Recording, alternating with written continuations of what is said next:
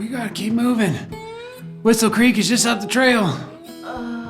Fiddlesticks, it's happening again. I see a big, round, juicy orange just sitting on the rock up there. Well, why entire nations is... Am I seeing it too? I thought mirages were just one person. It's crazy. I thought mirages were just playing crazy tricks on your mind. Now that you mention it, I thought the same thing. It's mine! Mine! It's mine! It's mine! I saw it first! I say we do the fair thing and split it. No! Okay. I mean, yeah, that's good. Yeah. How do you think that it got here in the desert trail anyway?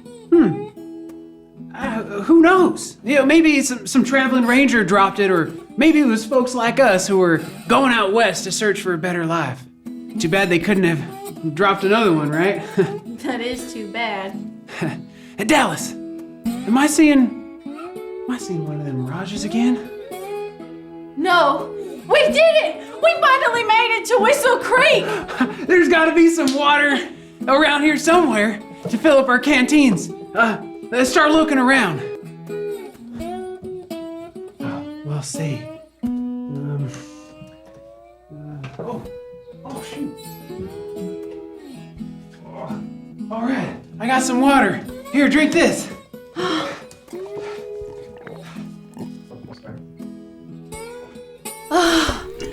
Is it just me, or is this the most refreshing water you've ever had in your entire life? It's real good. How you feeling? I feel great. Never better. I'll be honest with you. I've never had such a wild night out on the range. Yes, sir. I can't wait to wash up and eat a good night's dinner. I wonder where the nearest saloon might be. Should be somewhere close. You know, how about we split up for a while and do some old town exploring? You go find the hotel for us to stay in, and I'll run to the general store to stock up on some supplies we need. Good idea. I'll see you in a jiffy. All right.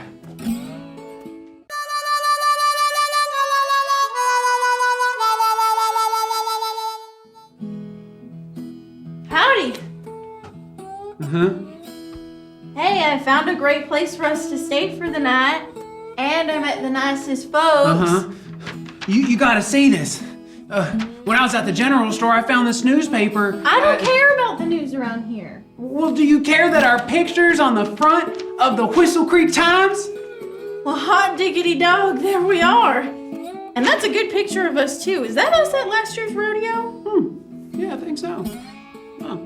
Well, that ain't what's important right now. You're right. So, how did we make it into the paper of Whistle Creek?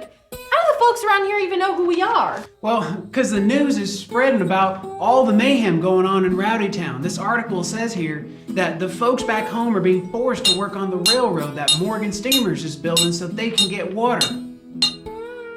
We were right. Mayor Rowdy did steal all the town's water as a way to be forcing all them people out to work on the railroad. Yeah, I think we barely got out of town just in time.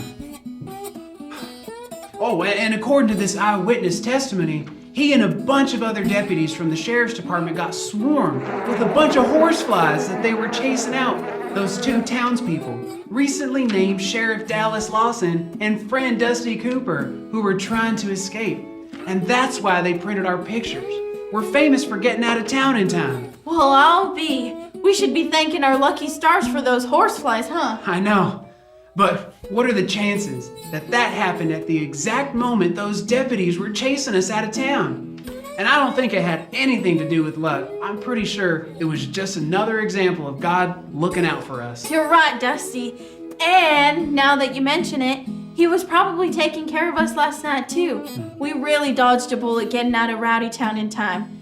Does the article say anything else? Nothing too important. Just that Rue Rowdy has been named interim sheriff for the time being. Wait, what? Rue Rowdy has been given my job? Of course. Of course Mayor Rowdy would put his own son in charge of policing the people. It's the best way for him to control everybody.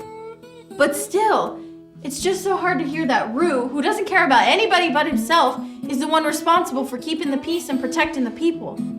Boy, I bet his brother Buck wasn't too happy about that decision. I wonder how Mayor Rowdy decided which one of his sons to put in charge. Yeah. Buck and Roo Rowdy always seemed like they was up to no good, but especially that Buck. But we can't be worried about none of that right now. You're the rightful sheriff of Rowdy Town, which is exactly why you're the one heading out to Tumbleweed Canyon to find a way for all the people. Well, howdy there, folks. Wait a minute. Y'all are Dallas Lawson and Dusty Cooper, aren't ya? You two escaping from Rowdy Town is all this town's a-talking about. Oh my, I seem to have forgotten my manners. I'm Miss Charlotte Eau Claire, one of the journalists for the Whistle Creek Times. I'm covering all the shenanigans happening back in your town, and I'm just so glad you two were able to get away from that scoundrel of a mayor in time. The whole thing reminds me of one of my favorite stories from the Bible about a man named Moses. You two just have to hear it. God's people, the Israelites, were living in Egypt as slaves. Sun up to sundown, the mean old Pharaoh put them to work each and every day. Even though they were downright miserable, God never left them. He knew they needed help and sent Moses and Aaron to lead them to the Promised Land. Moses and Aaron listened to God and went to Pharaoh to tell him that it was time to let God's people go. Pharaoh didn't care. He liked having slaves around doing all the work for him, so he refused to hear what they had to say. Moses didn't know what to do, so he prayed and asked for help. God reminded Moses that he would never leave him and that he would save his people. God told Moses and Aaron to go talk to Pharaoh again. So that's exactly what they did. They said, "Let God's people go." But Pharaoh's answer was still the same, a big N-O. God told Moses and Aaron that Pharaoh would ask them to perform a miracle. So Aaron took his walking stick, threw it down on the ground, and it turned into a mean old snake. That didn't bother Pharaoh none. He still refused to obey God's command to let his people go. It was time for some drastic measures. Moses then met Pharaoh at the Nile River and asked him one more time to let God's people go. But wouldn't you know it, he still didn't listen. So God told Moses that Aaron should use the walking stick to strike the river. And when he did, it turned right into blood.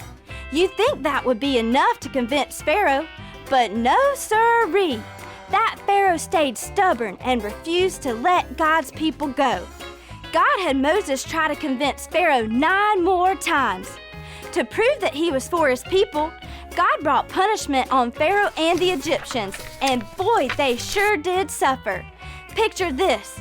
God sent thousands of frogs, hippity-hopping all over town, the whole place smelling worse than an old boot. Then, swarms of gnats and flies buzzing around everyone's head. It didn't get better from there either. I'm talking animals dying left and right, boils all over their skin, hail falling from the sky, locusts flying all around, darkness for days, and by golly, even death. Now, the whole time this was happening, the Israelites were just waiting and wondering when they would be set free. They knew that God hadn't left them, and that one fine day they would see the Promised Land. After all this crazy mess, Pharaoh had finally had enough, and he let God's people go. As they were heading out of town, God sent a cloud to lead them by day and a fire to lead them by night. God had never left them while they were in Egypt, and he would never leave them on their long journey to the Promised Land. Now that's my favorite kind of story to be reporting.